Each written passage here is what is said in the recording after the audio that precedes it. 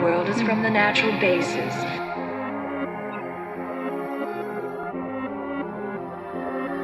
Earth, air, fire, and water.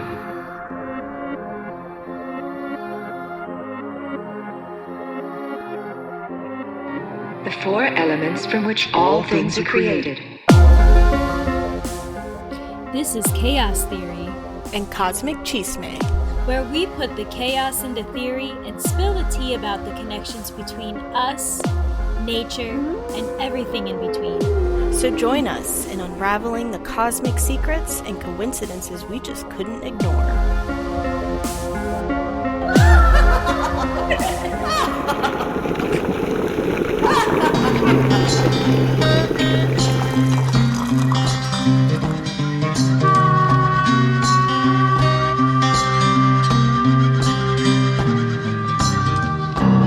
Ça va, Cosmic Chismosas? It's Kaylene. And Ashley.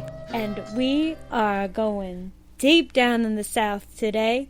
We're going to talk about voodoo, hoodoo, haints, ghosts, ghouls, goblins, and vampires. But before we do, don't forget to like, subscribe, and follow on our YouTube, Apple Podcasts, and Spotify. This is our second spooky month episode. We've got one more to go. We're going to go for that bonus episode right before Halloween to get us right in the spirit. And don't forget to check out our first spooky episode this month. And then before that, do Smart Waters. So Smart Waters, then the first episode of October, now this. Right. It'll all come together. Yes. It would be episode 11. Today we are going to have kind of some spoilers for the movie Sinners. This movie kind of inspired a lot of what I'm going to be talking about today. It also kind of inspired a huge chunk of the podcast in general when trying to figure out like what to talk about. So it's going to be really fun because, Ashley, you finally watched the movie, I did. Right? So Kaylene has been pushing me to watch this movie because it was so good. Me personally, I'm bad with movies just because I get restless. But this was a great movie. Yeah. So it was released this year. And it was directed by Ryan Coogler. It stars Michael B. Jordan and Haley Steinfeld, among other really great actors. So I enjoyed it. I finally watched it last night, and I'm ready to talk about it. So I've been waiting for months to talk about this. Yes. So I think I mentioned it. I re-listened to our Ireland episode, episode 4. I re-listened to that yesterday. I wanted to kind of get a recap because one of the major three cultures that is talked about in the movie Sinners is Ireland, the Irish. So I mentioned Sinners in that episode, like in the beginning. The Ireland episode could be helpful for additional background information that we might cover today. So far, I'm like, every time that I think like, oh, this person, there's no way Ireland showed up here, they just show up. They're in Puerto Rico, they're in the Philippines, they're everywhere. They're also in Louisiana, apparently, and Mississippi. Ryan Coogler's Sinners that was taking place in Mississippi. Yeah. Okay. Yeah. Next door neighbors to Louisiana, though, so very close in culture.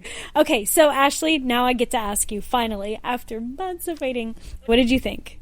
So watching the movie at first, you're there, and again, spoilers, so please, yes. Yeah, if you haven't already watched it, you're really missing out. This is like Barbieheimer level, you're missing out on a cultural movement. If you're into that kind of thing. Yes. If you don't care, if you're actually not into it, just listen to us talk about it then. And then you get to just, hear a summary. So what I thought was, at first, when you start watching the movie, it starts off history, culture. You're in 1930s? Yeah. I think? Yeah. And then all of a sudden, the horror slaps you in the face. Yeah. I loved all the characters. Michael B. Jordan. Yep. And Michael B. Jordan. And Michael B. Jordan twice, times 2. So I like Haley Steinfeld a lot. She did great in this movie. And I need to bring up the name of the actress who plays Annie, because she was phenomenal as well. Her name is Wanmi Musaku. So her whole name in general should just be an episode for us, because we're like, this is a beautiful name. Yep, a Musaku. beautiful lady. She is the wife. Were they married in the movie? No, they had a child together, but I don't think they were ever married.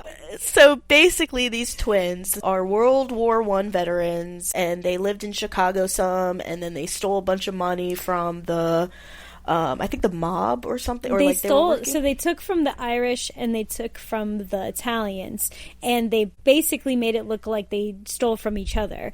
They stole wine from the Italians and beer from the Irish. And we're not even just talking about, the Irish or the Italians.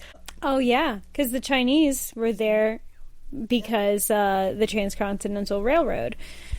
I thought it was a really cool touch that they had them have such thick accents. Being from Mississippi, they had like a southern drawl, which, I think that naturally we expected there to be more of like a maybe Chinese accent, but I think what they were trying to show is like how much these people in the movie assimilated to American culture as quickly as they could. Like they just hid their accents, and that Chinese was a secret for them. So the Chinese couple had set up shop. I don't know if you noticed, but they had 2 shops across the street from each other. Uh-huh. Do you know why? No. Because one side of the street was for black people to shop, the other side of the street was for white people. The second time around you watch the movie, listen to the dialogue that's spoken between the 2 shops. You can hear in the background of customers talking on the white side, and they're like, I don't have a problem with black people. It's just that they do this, this, and this. Like, it's like you start to hear that sort of rhetoric and dialogue around, like racism, Uh-huh. So that's how they kind of tell you subtly, like, these people had set up business. So the Chinese are playing both sides. They're like, I'm here for business. I don't really care about the race stuff. We drop Chinese. Chinese is in our household only. Outside of this, we have thick Mississippi accents, and we're business owners. So that's the hustle. Okay, so we got Chinese, we've got African Americans, we've got the Irish. But there's another culture towards 1/3 of the way through of the movie. Small part, but they do show up. The Native Americans. Exactly. Did you remember what they were called? Like what their tribe was? Mm-mm. The Choctaw. Oh my god. Yeah.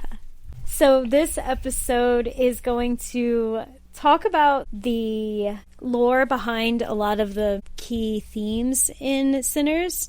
So we're going to do a little bit of a companion podcast episode, but we're also going to talk about just some of the culture of that area of the U.S.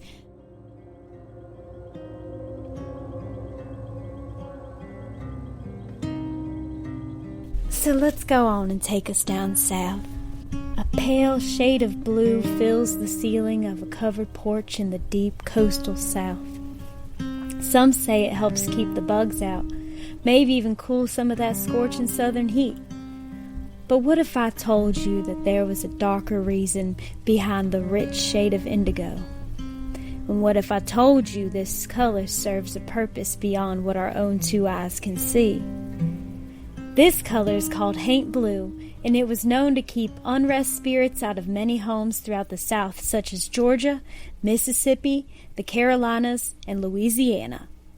And now in today's episode, we are going to be traveling between a couple of them states I listed, Mississippi and Louisiana. Now, at the beginning of Sinners, they mentioned 3 types of people who can pierce the veil between the spirit world and our world, the dead and the living. It was the Feely, the Firekeepers, and the Griots. So we're going to start with the Firekeepers. They were Choctaw oral storytellers and keepers of their culture and the sacred fire. The Choctaw, when they rolled up in the movie Sinners, I don't know if you noticed anything. Like, what was your first impression of the Choctaw natives when you saw them? So I thought they were a threat. Yeah. The guy who knocked on the people's door, when he was talking to them, telling them that guy's not what he seems. Mm-hmm. Because in the movie, this guy is very, very hurt, looks like he was burnt. Yeah. And he was knocking on their door, can you please let me in? They were part of the KKK. Right. And they had shotguns. They're hesitant to bring him in, but they invite him in. Mm-hmm. So then that's when Choctaw, they come in, and they're trying to find, did you see this guy? Yeah. And they were like, no. They're just pointing the shotgun at him. And he's like, he's not what he seems. When he said that, I was like, okay, now I kind of trust him a little bit more. Yeah. So something for me that really stuck out about the first initial appearance, and I guess the only appearance of the Choctaw characters in this movie. Unfortunately, I was looking forward to seeing them again. Yeah, I know. They had such an impression, and that's what I want to get to, is like, why to you did they seem so interesting? Like, what drew you to that? Like, I think because they knew what was going on, they had information. People are confused. What are they? Yeah. Who are they? Exactly. But the Choctaw knew who they were. They knew what to do. Exactly. Like, they're like, we've been around the block. And that's what also drew me into it. Because I was like, why do these characters get to be the ones that are, like, hunting? What are we doing, you know? They actually brought on real, official Choctaw natives to play those roles. They're not actors. Yeah.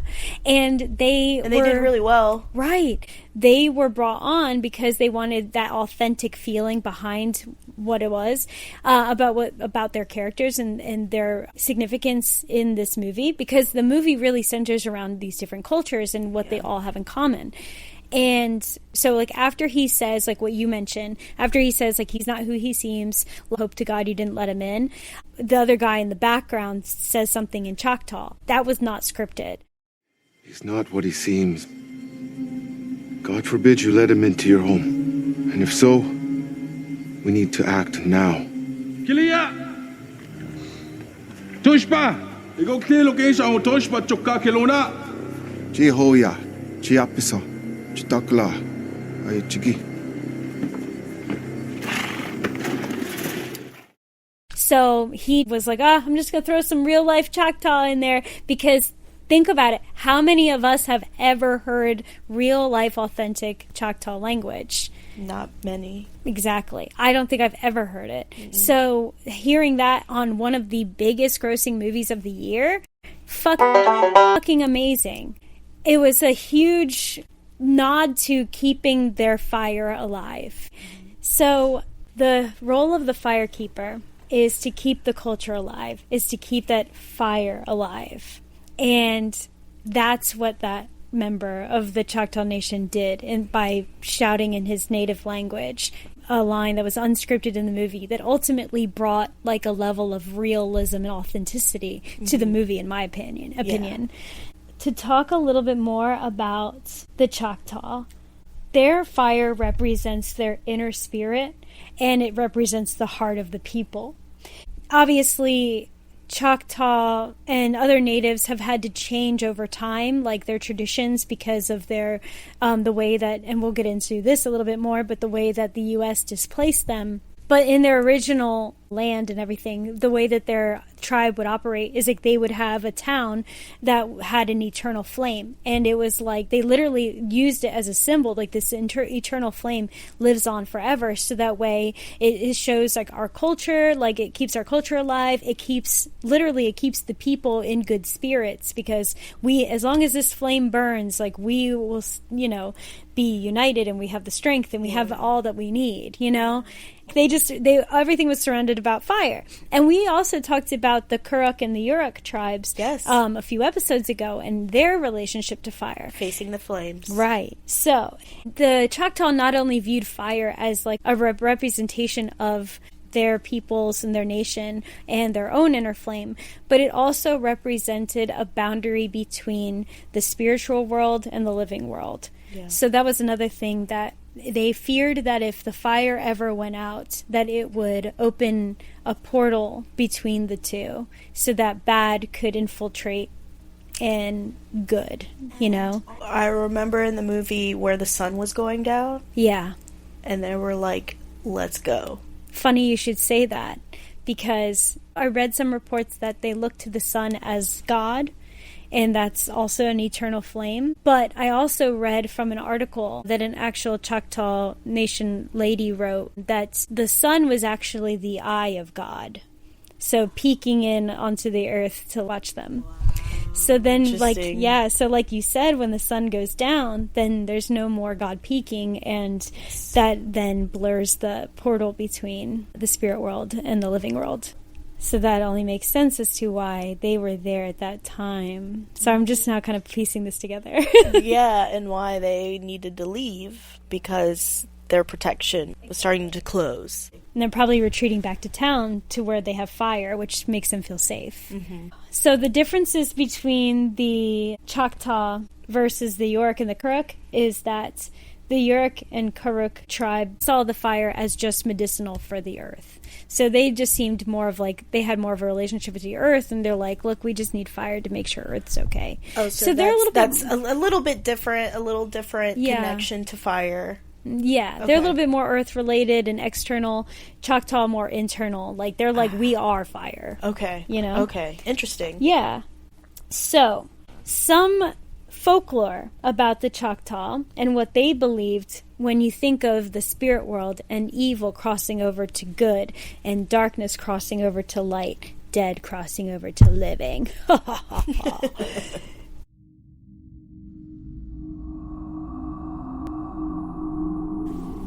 Some of the dark spirits that the Choctaw feared were the Nalusa Cheeto, also known as the Big Black Being, was a shadowy figure that could slip inside of a person, feeding off of their despair and negativity. Not blood-sucking, but definitely parasitic. It's similar to how a vampire drains the life out of you.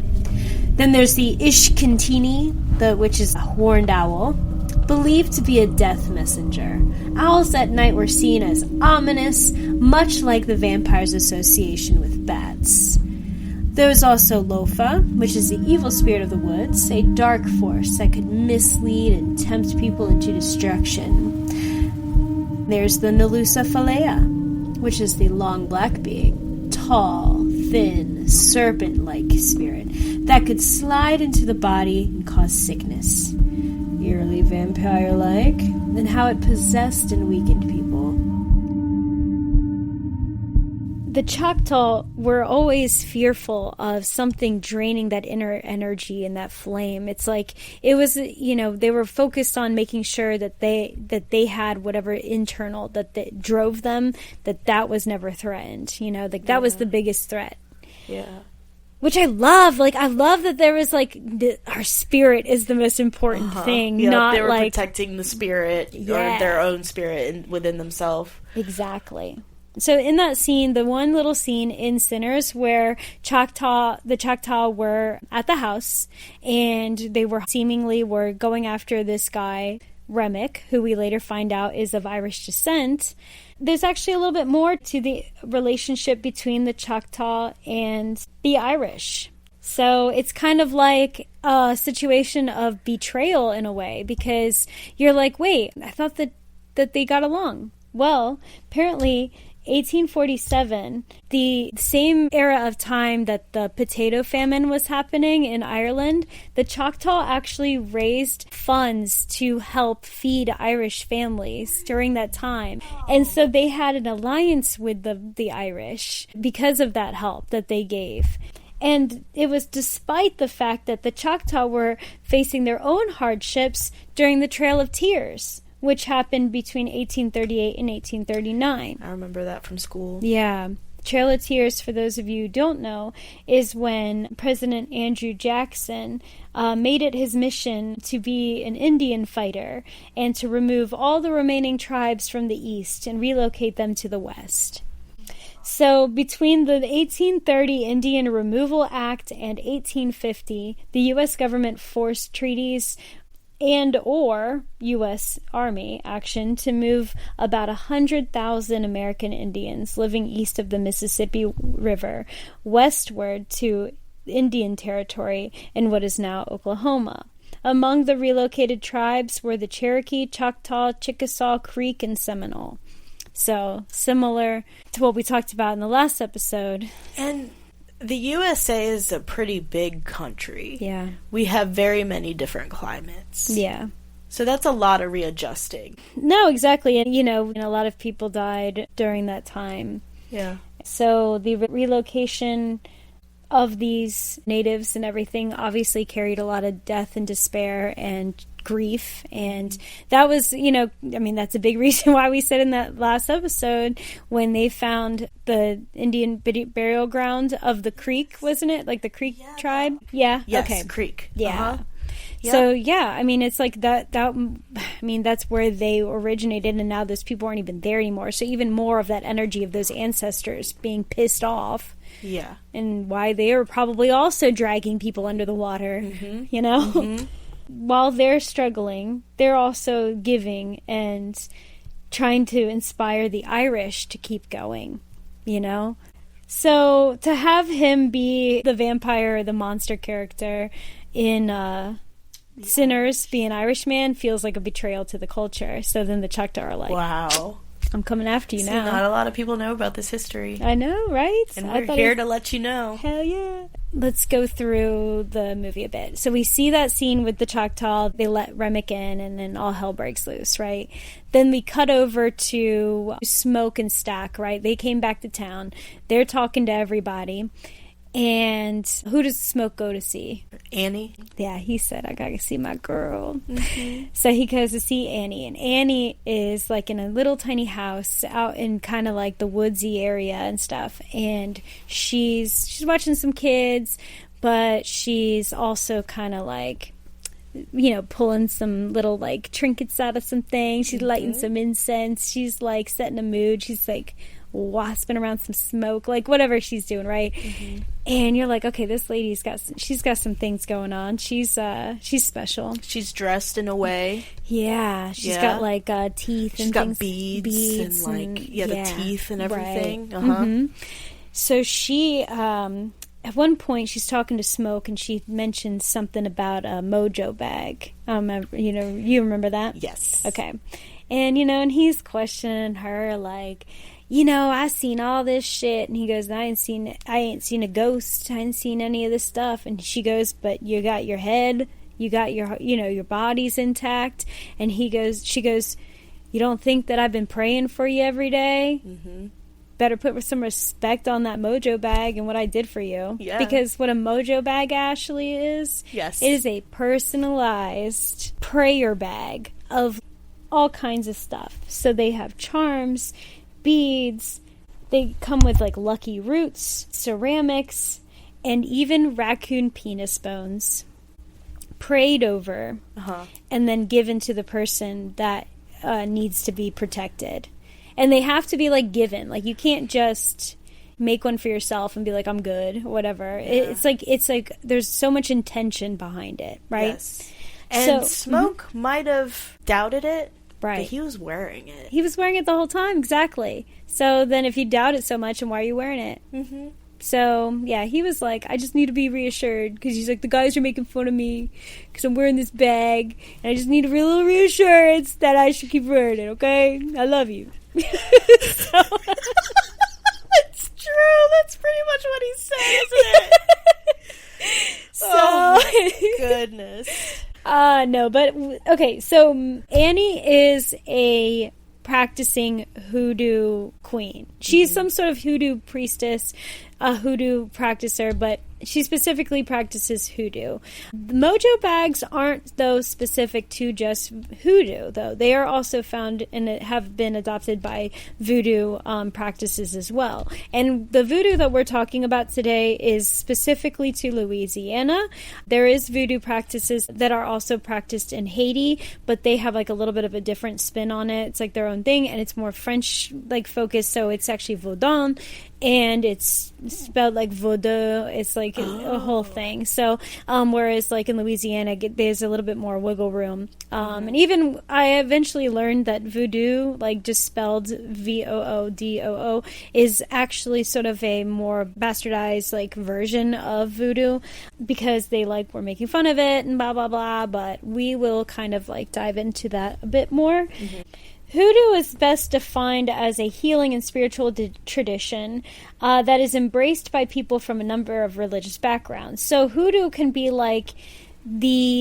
can be practiced by voodoo practicers, but hoodoo doesn't always mean voodoo. Yes. And that's where it gets like a little weird and a little funky. So they are sometimes used interchangeably, but there are just some distinct differences. Hoodoo is more of a denomination, I guess. And it doesn't necessarily have to be associated with voodoo, like I mentioned. Okay, so is it like voodoo is Christianity and then hoodoo is like... Yeah, hoodoo would be like Methodist. Okay, got it. Yeah, exactly. And speaking of Christianity, a lot of hoodoo and voodoo practices were also intertwined with Catholicism. So I think you mentioned that in your episode, yeah. Yes, Julia Brown. Yeah. She used some Catholic prayers with her healing practices, Right. and people called her a voodoo priestess, but she actually practiced hoodoo. Right. So, okay, so that's where the things with her is a little funky too, because like the hoodoo practices is sort of the healing part of it. Whereas like the voodoo stuff can also be, the voodoo distinction is more of being able to create miracles in a way, like to create magic. So her being like, I'm going to take this town with me is a voodoo practice because that's like her casting that sort of spell, you know? So like hoodoo is like a little bit like, hey, I believe in God, but I also think that God works through me. I believe that if I just listen, they're more like herbalists. So they're like, so hoodoo, think herbalist healing. Right. Yeah. Herbalist healing and being more understanding of like how nature can like heal through God and stuff. So there is still that connection and correlation to God. Voodoo is still like, can still be intertwined with Catholicism or Christianity. But the understanding is that voodoo priestesses and practitioners and stuff believe that they can also put curses and have more power, I guess, in this earth, that it's like more of like a spiritual power. Okay. That makes sense. Yeah. At the top of the episode, I mentioned a specific shade of blue. And this shade of blue was painted on porch ceilings, shutters, doors, all to keep out evil spirits. And this is all found throughout the South. So we're still, you know, in voodoo, hoodoo world, right? Okay. And the reason why they painted all these doors and shutters and everything blue, and the reason why they kept the spirits out, was because spirits can't travel over water. So they were tricking the spirits. Interesting. Right. I didn't get to see. I wonder if Annie's house, because it shows her house, if it's blue. Oh, that'd be... I'm not thinking about it. I'm like, I wonder. Yeah, so there was obviously a lot of spirituality through New Orleans and Louisiana, the South and stuff. And a lot of it was because of all that hurt and despair and everything like that. Yeah. So they had to make sure that they were connecting to, you know, hoodoo and voodoo traditions because they were trying to be protected by all this stuff. Yeah. So that's when, you know, the West Africans brought over this hoodoo and voodoo stuff. Mm-hmm. But the West Africans also brought along the word haint. And that's what they're protecting themselves to. So I had to Google the word haint because Annie had used it a couple times in the movie. It's a haint. Yeah. And I was like, what's a haint? Right. Yes. I'm going to talk a little bit more about the haint blue, because that's what this blue was called. So they needed to keep these spirits out. And so they were going to listen to anybody that was around. People were like, look, we don't mess around. There's a lot of crazy shit that went down here in South. So last thing we need is some of these spirits to be coming up in our houses and disrupting our peace. Yeah. I do think it's funny, too, that Smoke's color is blue, too. You're right. Yeah. Okay, the other thing that they used to do, have you ever seen a bottle tree?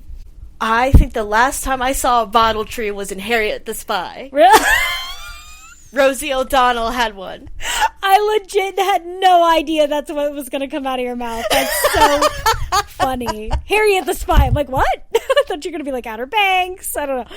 No, okay. But that's the only time I've ever seen a bottle tree. So funny. Yes, okay. Okay, so bottle trees also a way to trap spirits into the bottles to keep them from entering the house or the property. So this was practiced over also there in the South. Yep, in the U.S. South.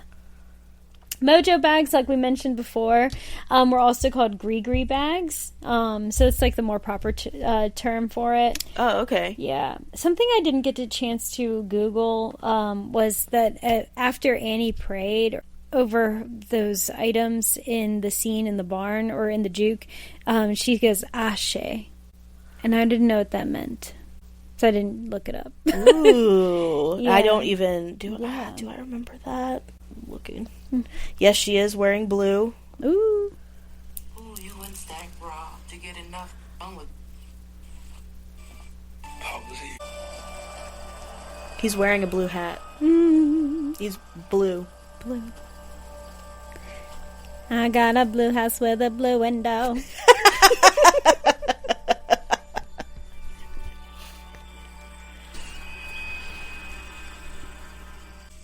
There's blue on this bitch's house. Really? Yup. Misery is worth You can complaining see it. about. See Yup. traces of blue. She got blue on that house. Love how true it is. That's so good. Love how true it is. So good. Okay, so last episode we talked about Julia Brown being, what was she called? They called her Aunt Julia Brown. Aunt Julia Brown. And then she was also something, the doctor, right? She was the... What was her, like, little nickname? Tretus. Oh, yeah, and what does that mean Tretus. again? That means a faith healer. Faith healer. Okay, Tretus, faith healer. She was known as a doctor, though, right? She was she was pretty much the doctor there because there were no Right. legit doctors in the town. Gotcha. Well, I'm going to be talking about a woman who was of the same sort of denomination, but she was a little bit higher status. Her name was Marie Laveau, and she was the queen of voodoo of New Orleans. Okay. So she was born in 1801. The date is still in debate, but the birth date that I found on one site said September 10th, so who knows? But that would make her a Virgo. And she was a spiritual leader, a healer, a voodoo queen, a charms dealer, and if alive today, she'd for sure have an Etsy shop. Ah. But she was also a very successful hairdresser. I love how they also have this random talent. Yeah. Like Julia Brown was also a musician. Right. And then now she's like, I can do hair. Yeah. Well, because, you got to have a real job. Can't just, be only this. So, it's like you got to do something by day. Make sure you're paying the bills. It gets a little... it's not like a very stable job to be a voodoo queen. She came from a direct lineage of enslaved Africans in the South, but she was free. Her ethnicity was a combination of West African, Native American, and French. Okay. So she represented the majority of the ethnic diversity of New Orleans, because those were the three main ethnic groups. Okay. Yeah. So she grew up in New Orleans, and so she was, very community-oriented. She, married and divorced, and she was a widow, and she got married again, and she had, 7 kids, but, online it said that she has 50, but that's because she was taking in all these people throughout her life. She was a very nurturing woman, and she was very heavily involved in the community. During her time as a hairdresser, because of course she needed something to pay the bills, and she's got all these kids, she was learning everything she could about the community around her. So she was listening to everybody's complaints. She listened to, because there was high-end elite French people coming through. She would be talking to the slaves of those people. She'd talk to the help. She'd talk to the servants, and then she'd also listen in on those higher elite status people and listen to what they complained about, what their issues were, who they were associating with, and she is just doing their hair. She's like, I don't say nothing. Yo no sé nada. And she would be like... And that really is... That's even a joke sometimes in movies and TV shows in general, is that a hairdresser knows everything. Is a therapist. Yeah, exactly. So she's listening in, and she, at this point now, she knows names. She's got influence, business. She knows people's habits, their sins, their secrets, everything. Yeah. And she used every bit of that knowledge to practice her own influence. So she would be like, listen, I got a remedy for that. Just come see me here, blah, blah, blah. And she'd do her little voodoo stuff. And then, you know, she'd like work with these people, and she helped a ton of people, but she also would learn information about other people to use it against them. So if she needed to put a hex, place a curse on something, you know, she just needed the right information to pull something off, you know. So a lot of times, like, she would just say, look, I'm just magic. I don't know what to tell you. Like, this is my voodoo practice. Like, I'm the voodoo queen. Don't ask questions. But I do know that if you look under this, if you look under your pillow tonight and you see this, like, that's my curse. So you better watch out. So, but she would set all this up. Like, she would set up all these different situations, like, where she'd, like, have connections with, like, the house servants so they could place different things in the house, or they could, like, manifest something, so that way when she would put a curse on somebody who was, like, more elite, then they would find all these things and be like, oh my god, what the hell, you know? Stop. Yeah. She's genius. Yeah. So she had, like, the insider scoop, all this stuff. But she didn't use it all for, like, bad or anything. She used it for her like, for what she deemed to be justice. Yeah. And in other situations, too, she helped somebody who was accused of sexual assault, who, like, she knew was innocent. And she claimed that she was using her voodoo magic or whatever, but she was ultimately using her influence and her pull with different social situations that she made herself a witness. She made herself like like a witness, but she made herself influential enough to where she had enough people on the inside to do these favors for her. But she was definitely more feared, like, in the sense that she's got power, because she used her inside people to pull off her voodoo curses, magic, whatever. So she was very influential. She also would hold these big spiritual meetups every week, but she'd also attend church every single day. So she'd go to Catholic Mass every day. And so she wanted to hear about all the town's problems and how to fix it. That's why I do believe she was a Virgo, because she was just like, I need to hear everybody. I need to see what, and then I'll figure out how to make it work. And so she was like, put me in Catholic Mass. I want to hear about their troubles. Then she would hold her own spiritual things to liven up the community. They'd have music and dancing and stuff there too. And she was known to be like a great dancer, and she would just dance with her whole spirit, like they said, and she could heal with all this great love. And they said that she was like a walking saint. Like, she was like what Mother Teresa wanted to be, you know, but Mother Teresa ended up being a bitch or something. Yeah, I heard about that too. Right. But the real Mother Teresa is Marie Laveau. What made me actually, like, kind of sad was that, it made me, like, choke up a little bit was, well, first of all, she went poor because after her husband died, like, it was just really hard for her to, like, keep making money and then also take care of these kids and to do everything that she wanted to do to help the community. And she just like fell into more and more and more poverty. But after her death, like, an article was written about her, about how, like, loving and kind and Christ-like she was, and just, like, how saintly she was. Wow. And she had a daughter, her youngest daughter, they said was, like, Marie Laveau Jr., like, she was, like, the second. Oh. But they said that she could never feel, like, the kind of love that, like, Marie Laveau, could it's portray. Not the same. Yeah. So it was, like, really, I don't know. So, I mean, if someone were to hear about her, it sounds like, oh, she's a terrifying woman. Yeah. She does these spells on people. Yeah. But it's not really like that. Right, exactly. In reality, she just knew she had to keep up some sort of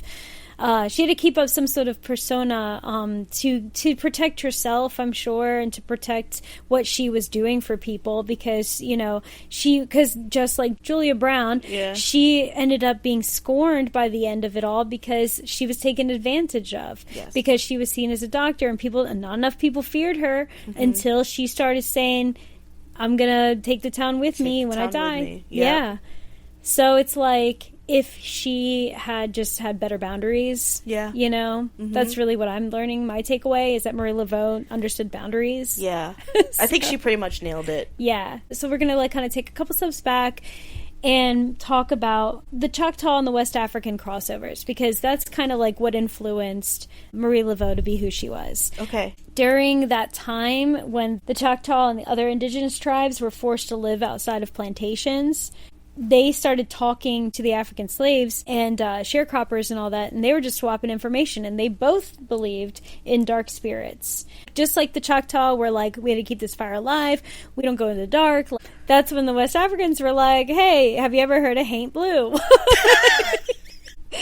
And so hoodoo and voodoo in Louisiana and Mississippi has a lot of influence from Native American practices as well. So there's like some play with like different things like herbalism and things like that. Because I mean, who knew better than the natives about what kind of local herbs and roots and things like that? It also reminds me of the Maroons episode. Yeah, because the West Africans, there are some West Africans that they became a part of some Native American tribes.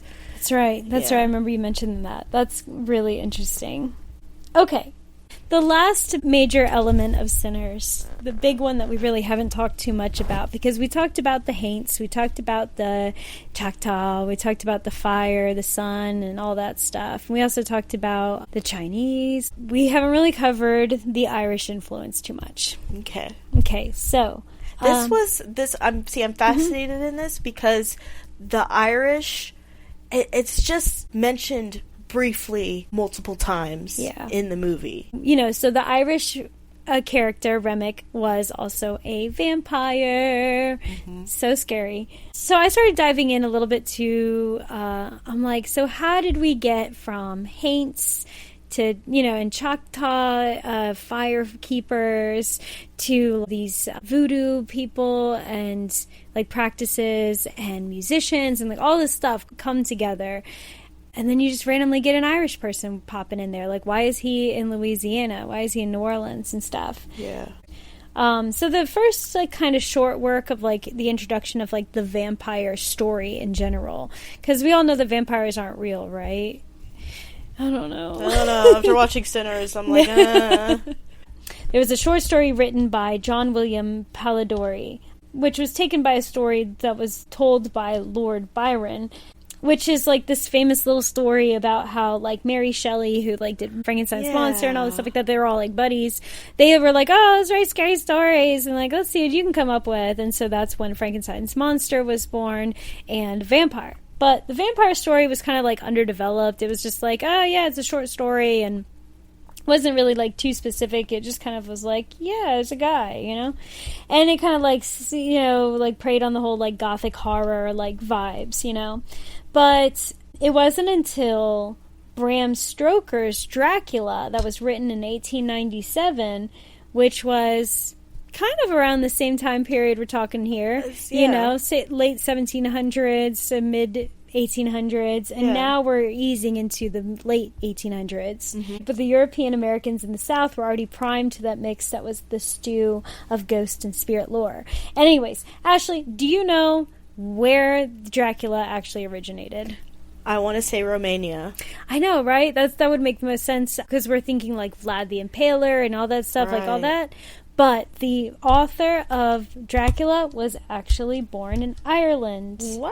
Yeah. So Bram Stoker is an Irish writer, and he published Dracula in 1897, like I mentioned, while he was living in London. So he was like, okay, just all around dark vibes. Yeah. Bram Stoker was born on November 8th, 1847, died April 20th, 1912. But yeah, he was the first one to really put like a real story behind Dracula and really define his characteristics, the sharp teeth, the blood sucking, the sex obsessed, like all the dark and dirty shit that has to do with vampires. These vampires and sinners, they're a little dirty. Oh yeah. And I'm like, of course he was a Scorpio.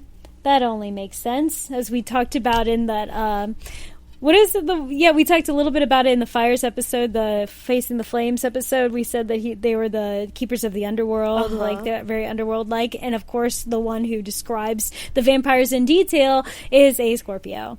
Also, fun little zodiac fact, Mary Shelley, who wrote the Frankenstein's monster, was a Virgo. So I just think it's funny that her monster was about stitching together all these different pieces. That's so funny. Yeah. and trying to create the perfect man, versus Bram Stoker being like, I want blood sucking. I want to take from like the essence of these people, and then I want to have sex, lots and lots of sex, Fire. Yeah. It's like, that's goodness. so funny. That's such really a Scorpio funny. trait. Uh-huh. All right, so I do have like a little bit of a background story. It's a little bit of a creepy story, but there's not too much to it. But there's a little bit of a background of some reasons why the vampire stories broke through in New Orleans. And what happened was in 1728, New Orleans was filled with like trappers and traders and businessmen and criminals, and it was all men. 100% all men. The governor and like the leaders and stuff like that were trying to be like, there's too many men here. They're unruly. They are just getting into shit. They're just menaces. Like, they're all absolute menaces. What do we need? We need women. Yeah. We need women. And so what they did was they were like, hey, France, look, we've already set up this colony in New Orleans. Come to New Orleans. We've got you. Like, we're going to show you a good time, a good life. Baby girl, come over here. So they're like, we've got a ship. So they ordered women? They ordered women. So they tried to get like 700 women. They're like, come on, just, get on this boat. It's 3 months maximum. Maximum of a ride.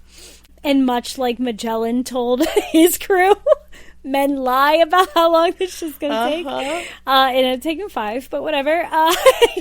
So these women from France, it was, and you can imagine what kind of women are like answering these ads, that are like, oh yeah, I'll start a brand new life in the new world, a colony full of just men, and they have no other choice. Like, it's gonna be women who are not really like your number one pick, They're definitely not Miss America or Miss France, know.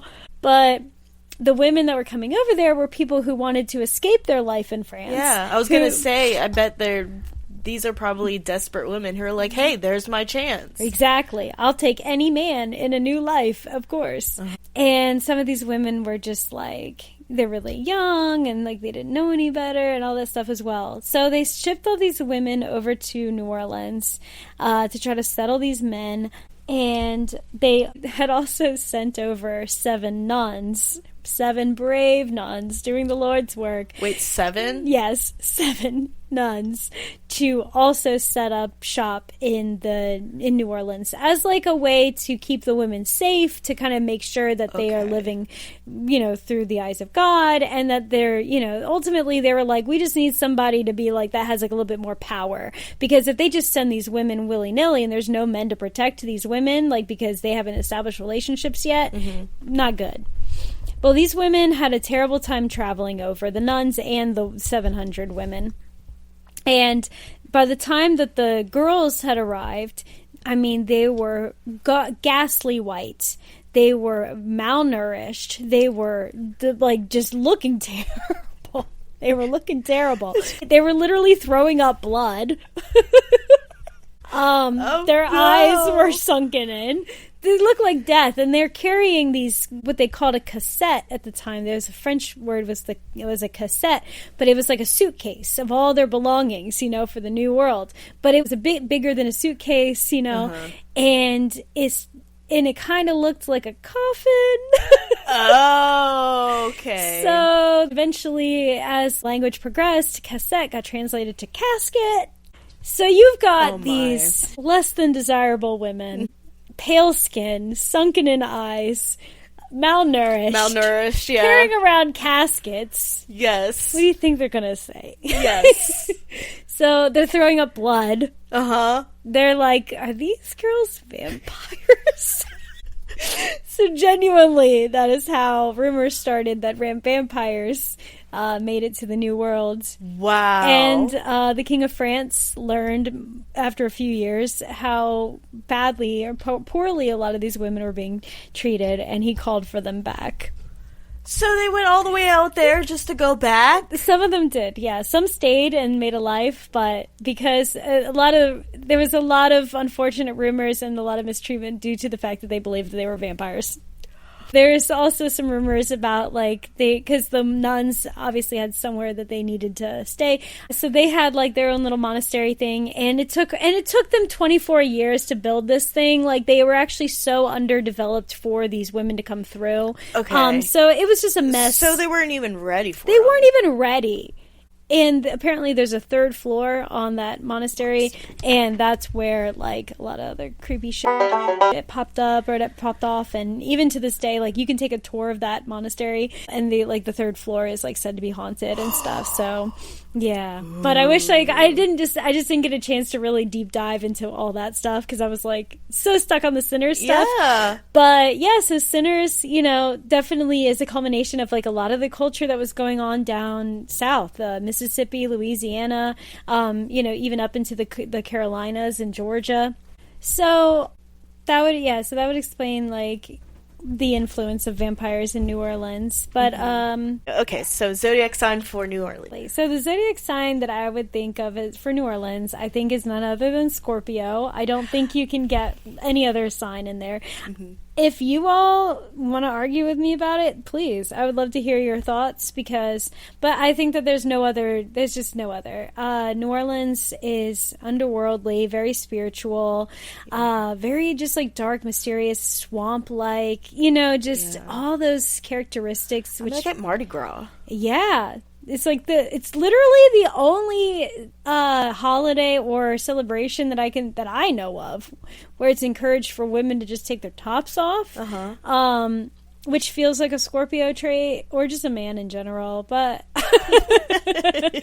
but yeah, I mean, I think that there's like a balance of darkness, sensuality, spirituality, all that stuff wrapped up in New Orleans. I've never been. I'd love to go. I know, yeah. I was just thinking, like, that would be really cool to visit, because that is a whole different... I think it's one of the few places in America that doesn't seem so American. Right. It's one of the few places I'd say that still has a culture. It has a lot of culture, has a lot of French influence, which also is lost in America. I don't think that there's a lot of left that France really, impacts. What state feels like not American? Like feels like otherworldly to America? And what does America as a whole feel like? I want to hear about it in the comments. Right. So, don't forget to tune in next week. Not 2 weeks.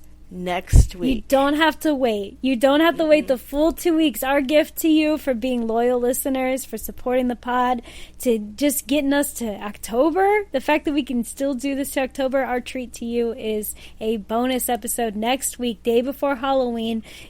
Got it coming for you. So again, don't forget to follow us. Spotify, Apple Podcasts, and YouTube. Yep. Chaos Theory and Cosmic Chisme. So just like Marie Laveau as the best hairdresser in town, keep gossiping.